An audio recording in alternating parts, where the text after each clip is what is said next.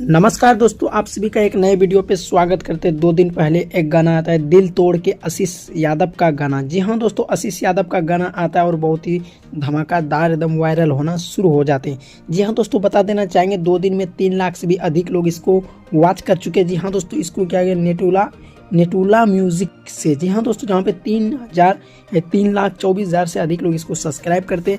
जी हाँ दोस्तों, ये गाना जो है दिल तोड़ के आशीष यादव अनुपमा यादव का पहला सुपरहिट गाना न्यू मगही सॉन्ग 2025।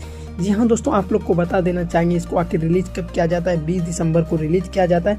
बात करेंगे कि 2 दिन में लाइक 14,000 और 3.5 लाख से भी अधिक लोग इसको वॉच करते हैं।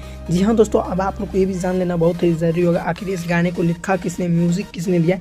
जी हाँ दोस्तों, एल्बम का नाम है दिल तोड़ के। इसमें बात करते हैं सिंगर। जी हाँ दोस्तों, इसमें सिंगर है आशीष यादव और अनुपमा यादव। जी हाँ दोस्तों, इस गाने को लिखा किसने है। जी हाँ दोस्तों, इस गाने को लिखा है अमन अलवेला। जी हाँ दोस्तों, अमन अलवेला का गाना लिखा और काफ़ी ज़्यादा हिट होते हैं। और आशीष यादव के आखिर इस गाने में म्यूजिक कौन देते हैं, विक्की रॉक्स। जी हाँ दोस्तों, वीडियो डायरेक्टर है खुशहाल बाबा।